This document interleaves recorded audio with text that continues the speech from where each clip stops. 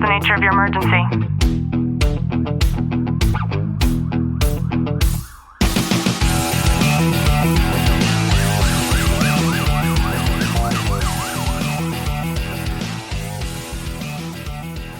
Good morning, police, fire, military, and families. And to everybody listening in on the Tactical Living podcast, sorry, I couldn't find our interview live inside of our group, and that's the only way that I can see our chat. So this morning, I am so excited because we have Mr. Christiaan Hofman. We were talking about his poor broken finger.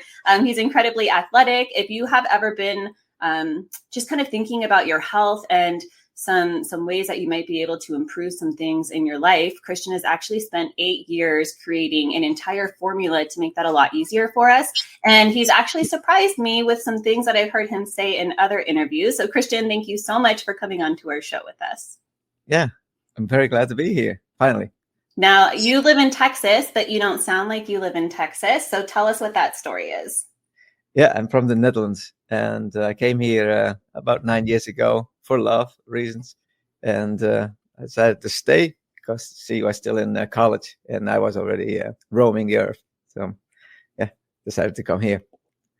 So that's a big move, especially for love. And I understand that you have brothers and you seem like you're from a tight-knit family. And if I remember correctly, you fall in the middle of that. And I feel like that has created this sort of competitive nature within you. But I also know that the way that you were brought up, because I've heard you compare a lot of things from the Netherlands to how things are in the United States, in particular with the lack of activity, the things that are like totally banned in the Netherlands when it comes to food that, you know, people so freely eat here. So talk to us a little bit about that kind of culture change.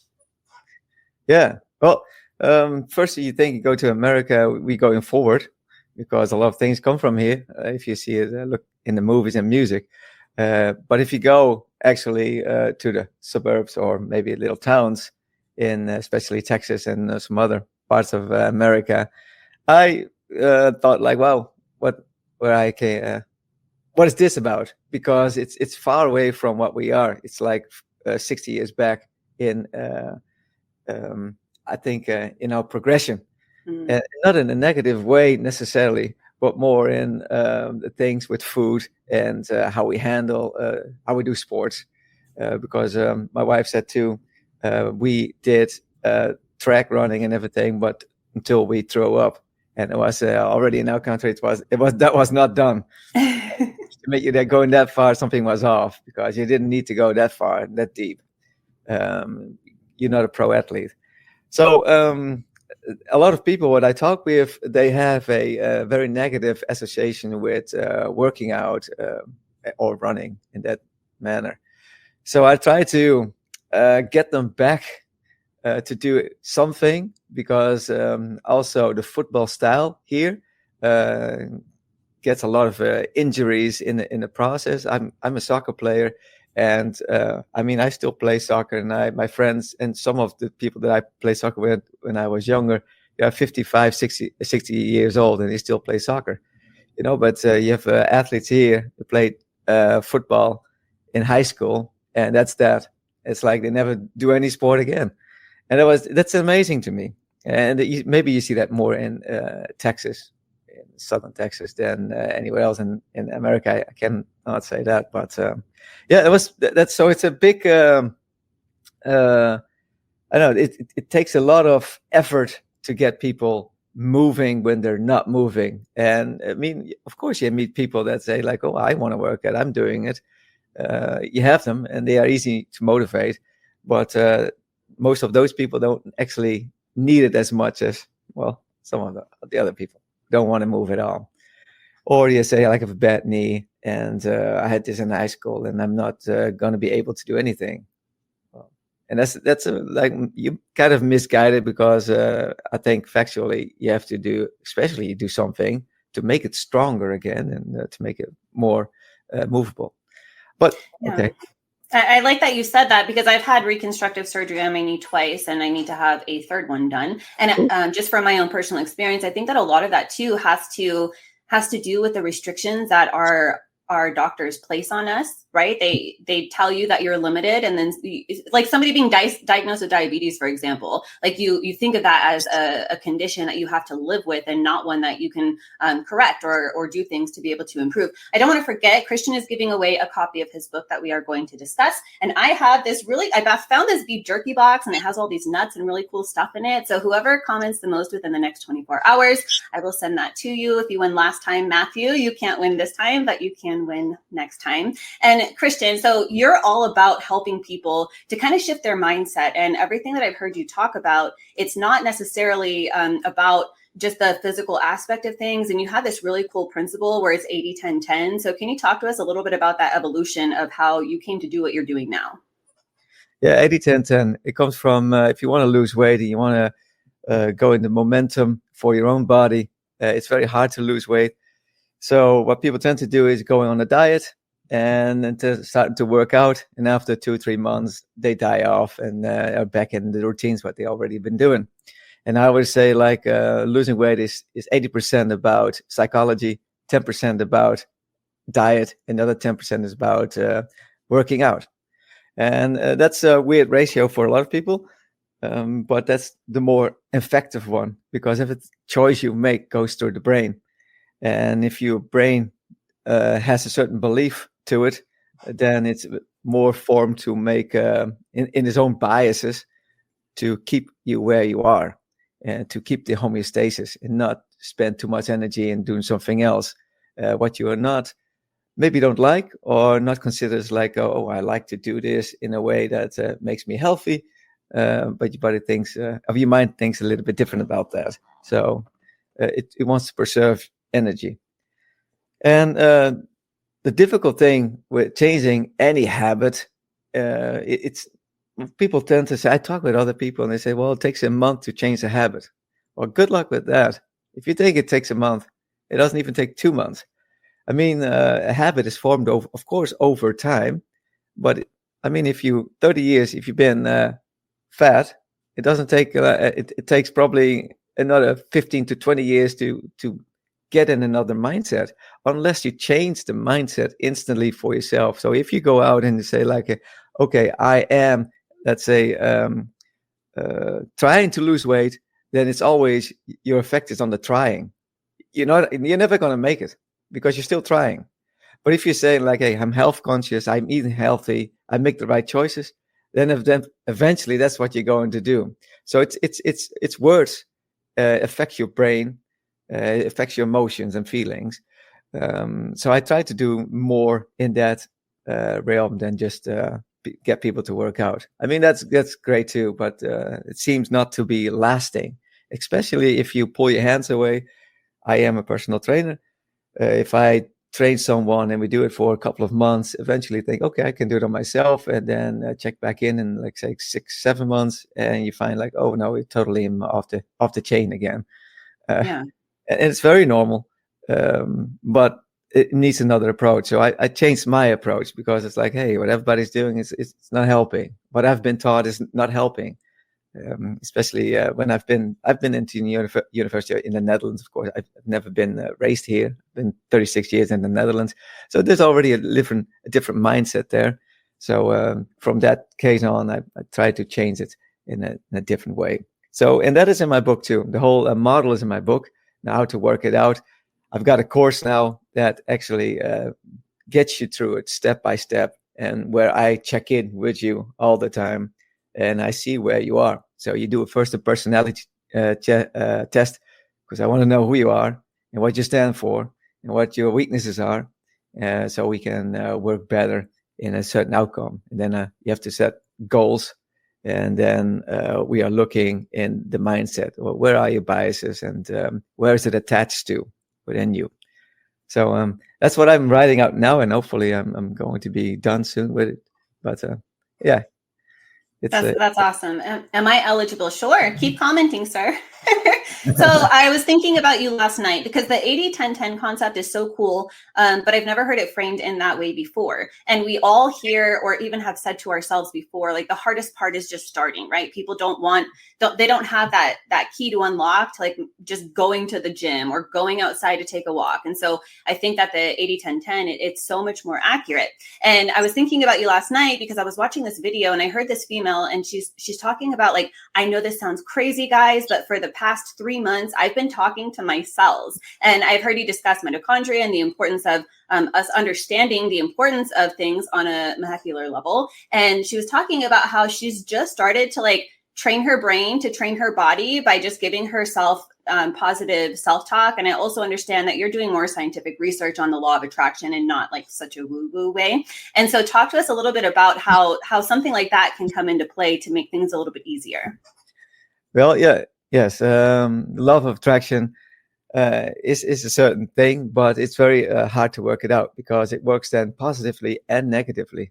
So the moment that you think certain things, it should be coming out. It's more like you reframe a certain belief that you have over certain aspects in your life. But the golden rule is the universe always says yes. Now, if you understand that principle, it always says yes, then you might frame your questions better. It's like, okay, I need money. And then the universe says, yes, you are in need of. So you will never get it, right? So you have to understand how to talk to yourself or how to talk to your surroundings. Now, I am more into the specific part to how you talk with someone else and how do you talk to yourself, because self-talk is what you do the most of the day. You don't talk as much to other people as yourself. And if you can't get that right, you know where you're going off, you're going to drift. And if you go to drift away, there's no steer anymore. There's no goal where you're going to. So if you reframe the goals every time, so you understand the questioning you are doing towards the goal instead of I'm drifting, I have wants and needs, then you come a little closer to that goal. So that's what I'm using it in that way. So very direct towards what you need. Yeah, that makes more sense. And something that you said that really surprised me was that a lot of people think that like I'm going to the gym on a consistent basis or like name whatever the thing is. And then people say to themselves, like, I'm so self-disciplined. But you talk about how that's not true at all. So tell us what that is. Yeah, well, self-discipline is not something that you just conjure up. Like I don't like, let's say, go out in the morning because I'm not the morning, but I'm the night owl, right? So if I have to make myself to go out in the night, in the morning and feel disciplined, something is going off. If people say like, "Oh, everything is quiet, it's so nice, and you get a lot of things done," maybe true for you, but it's not for me. But if I go into start identify myself in that role, I can maybe feel a little bit like that, but it's very difficult to get there. Now, in my way, what I try to do is line it. The things up that is aligned with you. And so discipline, and this is what I told them maybe early before you heard this, but if a bodybuilder is starting to like be into bodybuilding, then everything comes easy because he's already into it. That is discipline because he loves it. He can spend a lot of money to eat like pounds of meat because he's disciplined in that way. Now, if a gamer sits for 8 hours on a chair doing his thing, I mean, that's very disciplined. Not everybody can sit just 8 hours in watching a screen. So you need the discipline is what you already bring to the table when you love something very much. You don't have to do anything for it because you made that choice and it engages you. You're focused in that way. You use your talents and your traits in line with who you are. And that brings discipline. For the outside world, it looks like discipline, but you don't have much trouble with it. It comes naturally. So it's a byproduct of what the things that you like if you put your talents at work. Yeah, and that's so important to know because I think that a lot of people think that, they're seeing whatever the new fitness trend is online, and they think that they have to mold themselves into, liking it in the same way that those people do. So what strategies do you go over with people in order to be able to discover what those concepts are for themselves? Well, there's two big concepts within ourselves. It's our self-concept and a self-definition. So who we are instead of like what we tell others who we are. That's a self, how we define ourselves. So if you define, let's say, like I'm a police officer, okay, then there's a role, and you define yourself towards someone else in that role, and it's different from like that. You know who you are inside your heart, the self-conception, and the self-conception comes again from the beliefs you hold on to, and that's basically in the model. So the conception is nothing that you can change really fast. The self-definition you can change rapidly. Like I change different hats. I'm a father. Okay, that's another role. Then I'm a policeman.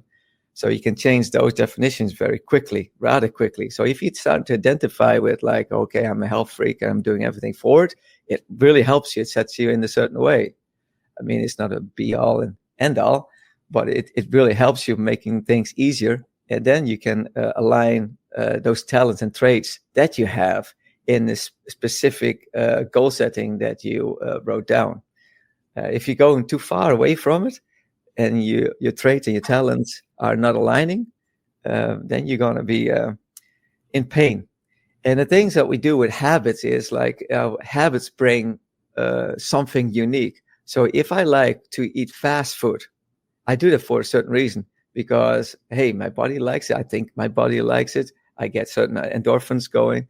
I save time because I just drive through, I can do some other things now. So those pros, those benefits has to be marked away if I want to start eating healthy or cook my food. So now I have to cook my food and I have to make healthy, conscious decisions. I have to go to the store. I have to make a recipe. I have to spend time cooking it. Those are all negatives. And you compare it to the fast food and the fast lane life, then, hey, you're going to lose it because there's more beneficial aspects to that other choice. So you need to mark down, like, what is the beneficial thing of this choice? And we cannot look far in the future. So if you say, like, well, I'm losing weight and I'm going to feel great, well, you not have it now. You don't have it in tomorrow or the next day. So in our body cannot comprehend that yet. So that's why it's so difficult to outbalance and make a homeostasis of the choices that you've made. So yeah, I love that switch, because Bobby Sowell inside of our group, I remember one time we had a conversation around I have to versus I get to, and it's similar in this to where the flip side of making the choices of consuming your own food. Like for me, it's like, okay, well, my stomach isn't going to hurt. I'm not going to be instantly tired after. So as long as we start to like with intention pick up on what the positives are in that regard, I think that's really where the key is. And I have to point something out with you, just from listening to other interviews that you've done. I think that so much has been instilled in you in your healthier way of living in comparison to people in America. We can use the fast food as an example. And I know that you are a father to a son. So for anybody who's listening who has children, what are some ways that they can incorporate these concepts into raising their kids? That's great. Well, I'm a very hands-on father. As every father, I think, struggles now with iPads and computers and games, and also the things that you see in the shopping aisle. So everything for kids is a certain height. It's just perfectly based on their height, so you can see everything very well. And it's most of the time it's craft food. My son, he now points out, he sometimes with the grandmother, and they go to McDonald's for the toys. And because I never go there, and I say why I'm not going there. So I try to educate him instead of me telling him no. He makes his own choices. So he wants to go to get the toys, but he says, well, it's crab food. He literally says that because he says that many times. So it's like kind of a talk through, and I'm not taking things away. And it's always guided. So even with his iPad, if he comes home, he has to clean out his bag. He has to make his bed, and he has to put his clothes up if I did the laundry. I can easily do it myself, but I put it down, so he have to put it up. So he has to do something. And that mindset, after he has done, I give him the authority, like, you don't have to ask me. Whatever you do for 1 hour, Like if you want to play games in your room, if you want to do iPad, whatever, Roblox, it's all good. You make your own choices. And if you give it agency, and that's what I'm more strong on, if you give agency to a child, he starts to be more mature and make their own decisions in a mature way. And that's even with adults. If they give them agency, they start to believe in themselves, and they can conquer the world. Yeah, I'm thinking about just like micromanagers, right? Like especially for law enforcement officers, one of the biggest complaints is their administration. But that's absolutely right. Like you said I'm like such a hands-on dad, but it's very interesting the concept of like still allowing them their own freedom to practice free will, and then to guide them when maybe he's on that iPad too much or starts eating too much of McDonald's with grandma. Yeah, so he probably will never eat it.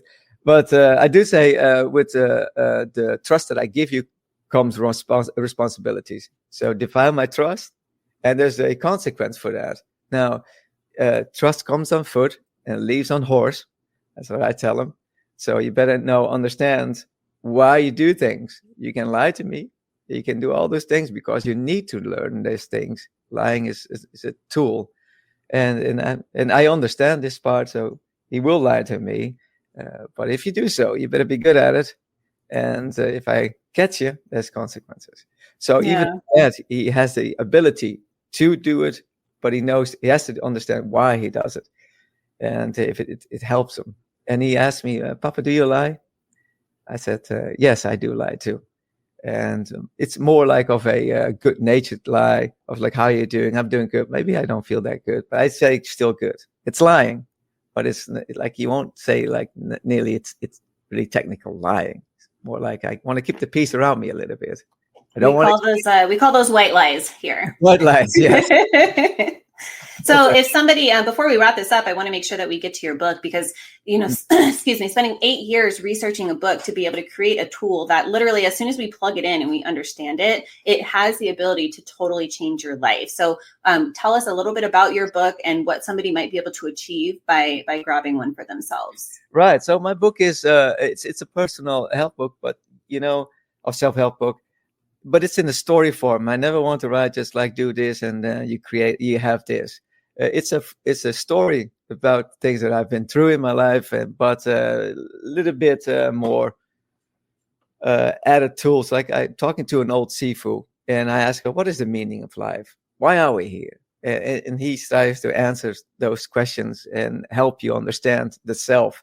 And then eventually, that character in the book comes to long kept secret from the Sifu that they share with their own other Sifus that they train, and that model is going to be out in the world.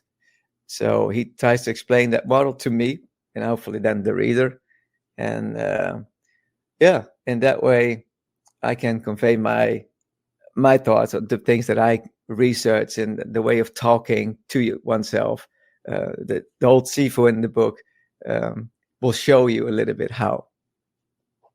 So it's actually a really smart way to be able to kind of sprinkle in all of the tools throughout it. So I think storytelling like that is really smart. And so if somebody wants to get your book, or maybe they want to get in touch with you to do a one-on-one, how can they do that?